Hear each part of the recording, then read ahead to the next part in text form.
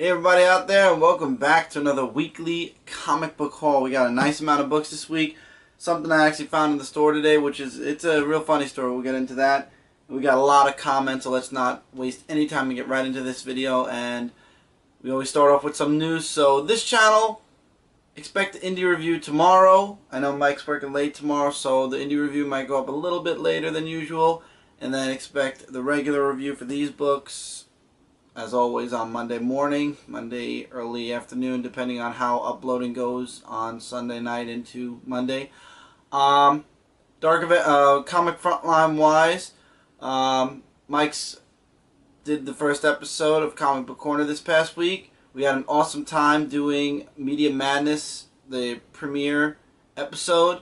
I think a lot of series on Comic Frontline we're going to stop numbering, especially when it comes to series that we have no idea how far along we're going to be going with it. But Media Madness was awesome. Had a great time this week doing that. This weekend, Kat will be interviewing Tom DeFalco on Sunday at 4 p.m. Eastern Time. So for those of you who are Tom DeFalco fans, definitely check out Comic Frontline. It's going to be a live show. And that's about it for right now. I'm still working on. There should be a couple of reviews up tomorrow on Comic Frontline, because I'm sure this is going to take a while to upload on my channel, and I can't upload on two channels at once, unfortunately. So look forward to some reviews on Comic Frontline from me tomorrow. And I'm working on a Toy Chest episode as we speak. So yeah. So let's get into the books this week, because that's about all the news I got. We actually have two physical copy books. We decided to start getting some physical copies of some Zenescope books, and both of them are actually number ones. One's a one-shot and one's a series. First one is Age of Darkness, Wonderland Clash of the Queens, issue number 1. Mike had to get this, as well as me, because we all love Robin Hood. It's a one-shot. It's the Age of Darkness one-shot. We actually interviewed Patrick Shand last Friday. Really awesome times. Looking forward to having him on another live show really soon. Now we're getting into the big two. We have Night of the Living Deadpool, issue number 3. Going out of the big two again, we're in IDW.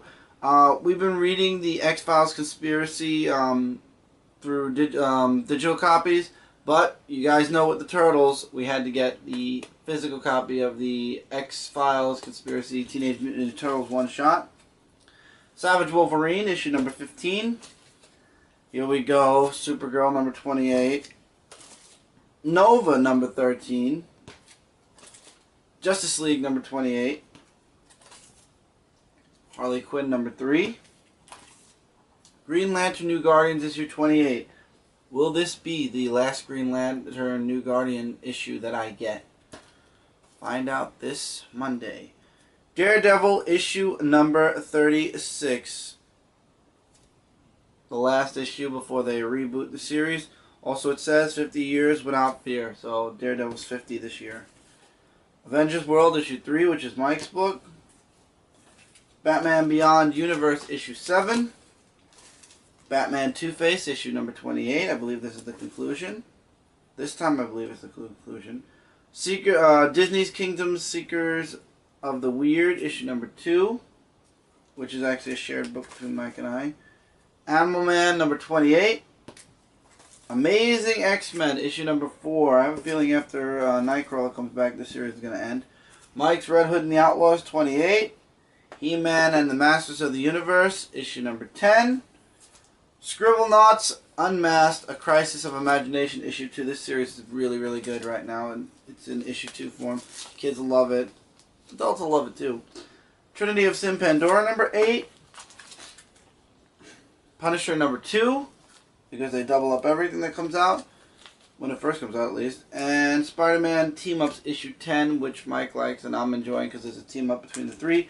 And finally, been looking forward to this ever since Brad told me about this series. New Warriors issue number 1, with a lot of my favorite characters. You got Nova, you got the Scarlet Spider, and you got Speedball, and everybody else who showed up on Nova. And I forgot the other guy that showed up on in Nova, but it's going to be an awesome series. I have a feeling. I'm keeping my fingers crossed. I can't wait to actually read it. I did actually skim through a few of these books before we recorded. A lot of them look really good. And today I went into my local store, and sometimes they have sales on figures and stuff. And there was a Power Ranger Megaforce figure line. There are 4-inch figures.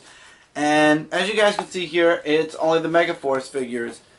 And I saw this figure, which is the Mighty Morphin White Ranger, and it wasn't anywhere on the back of the box, so I figured this was some type of a, it says Power Rangers 20, so I guess it's the 20th anniversary, so I figured this was a 20th anniversary special. I came home and did a little bit of research, and the Power Rangers Megaforce 4-inch figures have two Mighty Morphin figures from what I saw, the White Ranger and the Red Ranger.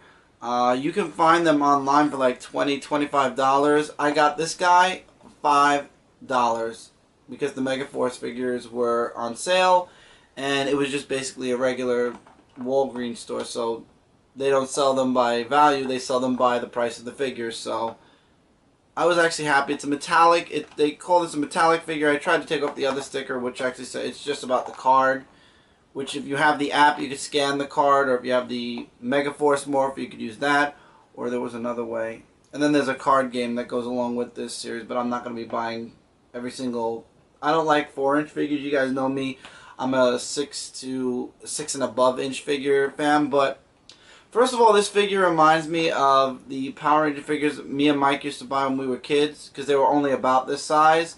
And I don't know, because it's a Mighty Morphin figure and it really isn't even part of the set. It's probably an extra or like a chase. No, I wouldn't say a chase figure, but definitely one of the rarer figures in the set. I figured why not for $5? You can't go wrong with a White Ranger figure.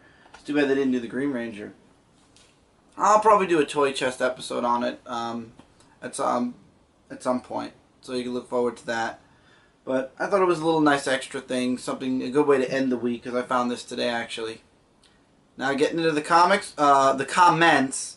These are the comics. These are the comments. It's been a long day, guys. I'm exhausted, so I'm probably after this I'm gonna be editing it together and probably hitting the hay. And then the videos, like I said, on Comic Frontline, you guys can look forward to tomorrow. So we're back to last week's comic book haul. Kazim Faust 515. Chris, please do a blind box of. Well, that's weird. My thing just went poop. Come back. Please do a blind box opening of Scribblenauts Unmasked on Comic Frontline. Who knows? Maybe you'll end up getting a Superman. We're working on it. I found I found a couple of sets, and then when I went back to try to get them, they were sold out. So we'll see. Maybe we'll look into some local stores if they have it. If they don't have it in local stores, maybe Toys R Us will have it. If not, then I'll just keep looking online until I find a set or something. But we'll look into it. Me and Mike are looking into it. Nick, great haul as always. Chris, first, what video game would you like to see as a comic book? I've answered this multiple times, but I'll answer it because of the fact it's been a while since I had to answer it. Since Tomb Raider is becoming a comic book, I would say I would definitely look forward to a Mario one if they announced it. What other? I'm trying to look at I mean, The Last of Us would be a very interesting comic book, and I think Resident Evil, if done right, would be a very interesting comic to read. So, there's that. And then he mentions Mass Effect and Halo got comic books. Second, what do you think will happen to Cavill Rose after the end of the Talon series? No idea, honestly. I don't read that series. Third, which character that is in the New 52 that had a series in pre-New 52 would you like to see have one in it? Secret Six at some point. Written by Gail Simone, of course. Fourth, besides Green Lantern, what series that Geoff Johns has written that you or Mike liked? Besides Green Lantern, Geoff Johns. Really, nothing comes to mind at the moment. Really, Geoff Johns, I was introduced through Green Lantern. Nothing's coming to mind, but I hear Geoff Johns is going to be writing Superman, except John Romita Jr. is going to be doing the art. So, kind of ruined that hype. Spice Nug. Yeah, I recommend giving Miss Marvel a try, Chris. I did enjoy the live show, by the way. Had to laugh out loud, though, when you started talking about that variant, though, the cat variant. Thanks for laughing. Just one question this week. Will you and Mike be getting Amazing Spider-Man 2's game? We'll see. We might be getting the Amazing Spider-Man 2 game. That's really Mike's thing. Cat. Yep, I can actually say we should be having another Hangout interview soon on Frontline. Yeah, well, I just mentioned that. Spidey. Hey, Chris. Really enjoyed your answers to the comic book question. If Dick Grayson is no longer Nightwing post Forever Evil, do you think Tim Drake would be a good successor? Yes, but I don't think they'll do that. If Tim Drake gets his own solo title, who do you think should write it? The person who wrote the Red Robin series, pre-New 52.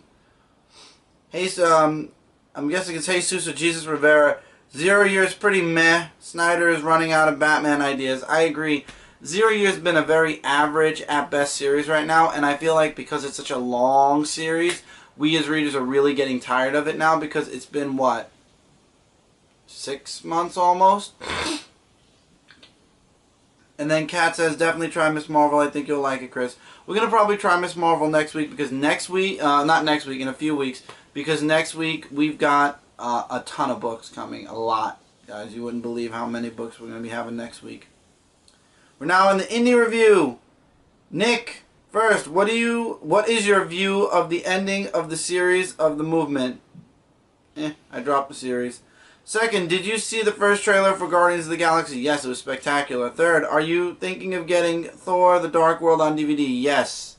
Fourth, what Secret Avenger team do you like the most? The one that was the Black Ops team or the current SHIELD unit? If I had to pick, I would pick the Black Ops team, but to be honest, I didn't like any Secret Avenger series. Even the very first one with Captain America and Nova and everything, it didn't speak to me. We're now into comic review episode number 224. And my Spice Nug said, nice review, guys. Thanks, Spice.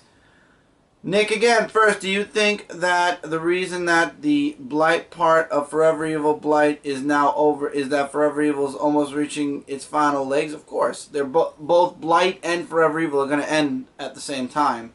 Second, Mike, who were you surprised to see that showed up in Constantine number 11? Who was I surprised to see? Well, for one, I mean, they found the Justice League Dark team. That's pretty much the shocker that they actually found them. Okay. Third, Chris, have you read the Team 7 graphic novel and planning to review it on Comic Book Corner when you move to Comic Frontline? We've moved to Comic Frontline, Nick, and I've read a fair amount of the book. Maybe I'll do a Comic Book Corner episode of it at some point. Fourth, did you hear about the Spider-Man Year 1 story that's going to be Amazing Spider-Man when it comes back? Yes, and we are definitely getting it. Audrey, First Family Comics. Great review, guys, and congrats on Comic Frontline. Thanks, Audrey. And that's it for this week's comments.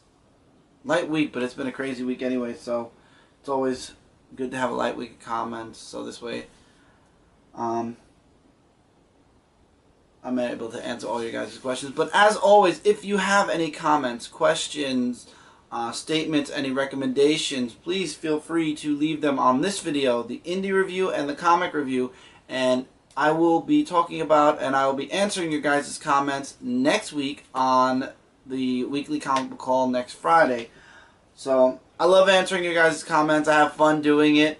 Like I said, I encourage you guys to please do it. I know a lot of you guys still like to private message me or find me some other way and send questions and comments and stuff.